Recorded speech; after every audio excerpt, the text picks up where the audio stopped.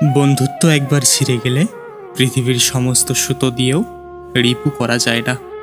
বন্ধুত্ব একমাত্র সিমেন্ট যা সবসময় পৃথিবীকে একত্র রাখতে পারবে।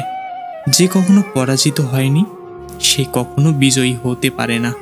বিধাতার নিকট আমার প্রার্থনা এই যে আমাকে তুমি বন্ধু দিও না, শত্রু দিও, যাতে আমি আমার ভুলগুলো ধরতে পারি। ভবিষ্যৎকে জানার জন্যই আমাদের অতীত জানা উচিত। যার যেটা নেই সে কখনো সেটার মূল্য বোঝে না। একমাত্র সেই ব্যক্তি সেটার মূল্য বোঝে যার কোনো জিনিস পূর্বে ছিল কিন্তু এখন নেই। ভাগ্য সবার দুয়ারে আসার জন্যই অপেক্ষা করে, কিন্তু উপযাচক হয়ে আসে না, ডেকে আনতে হয়।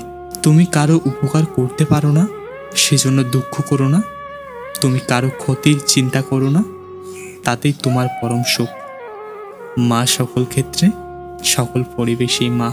তুমি কাউকে সহজেই বোকা বানিয়ে দিতে পারবে, অথবা কারো সরলতার সুযোগ নিয়ে ঠকিয়ে দিতে পারবে, কিন্তু নিজের বিবেকের কাছে একবার প্রশ্ন করে দেখো, নৈতিকতার দিক দিয়ে কি তুমি নিজে হেরে গেলে না? মানুষের সর্বোচ্চ সাফল্য সবটুকু করতে পারায় নয়, সাধ্যমতো করতে পারায়। মানুষের সর্বোৎকৃষ্ট শিক্ষকই হলো মহৎ ব্যক্তিদের আত্মজীবনী ও বাণী। যদি তুমি মানুষকে বিচার করতে যাও তাহলে ভালোবাসার সময় পাবে না। যারা বন্ধুদের অপমান করে, বন্ধুদের অপমানিত হতে দেখে, কাপুরুষের মতো নীরব থাকে, তাদের সঙ্গে সংস্পর্শ করো না। যারা বলে অসম্ভব, অসম্ভব তাদের দুয়ারেই বেশি হানা দেয়। যে ইচ্ছাপূর্বক বন্ধুকে ঠকায় সে তার খোদাকেও ঠকাতে পারে।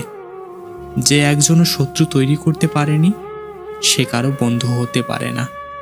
কুৎসিত মনের থেকে কুৎসিত মুখ অনেক ভালো। যে নদীর গভীরতা বেশি তার বয়ে যাওয়ার শব্দ কম। যে নিজেকে অক্ষম ভাবে তাকে কেউ সাহায্য করতে পারে না।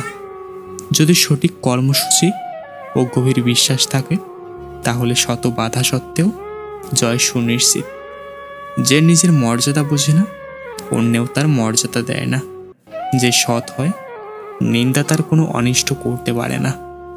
যে মাথা নোয়াতে জানে সে কখনো মাথা খোয়ায় না। যে বিজ্ঞানকে অল্প জানবে সে নাস্তিক হবে, আর যে ভালোভাবে বিজ্ঞানকে জানবে সে অবশ্যই ঈশ্বরে বিশ্বাসী হবে। যে সম্পদ কারো চোখে পড়ে না তাই মানুষকে সুখী ও ঈর্ষান্বিত করে তোলে। যেখানে পরিশ্রম নেই সেখানে সাফল্যও নেই। রাগকে শাসন না করলে রাগই সম্পূর্ণ মানুষটিকে শাসন করে। শিক্ষার শেকড়ের সাথে তো হলেও এর ফল মিষ্টি। শত্রু মরে গেলে আনন্দিত হবার কারণ নেই, শত্রু সৃষ্টির কারণগুলো এখনো মরেনি। শিয়ালের মতো 100 বছর জীবন ধারণ করার চাইতে সিংহের মতো একদিন বাঁচাও ভালো। সৎ হতে হবে অথবা সৎ লোকের অনুসন্ধান করতে হবে।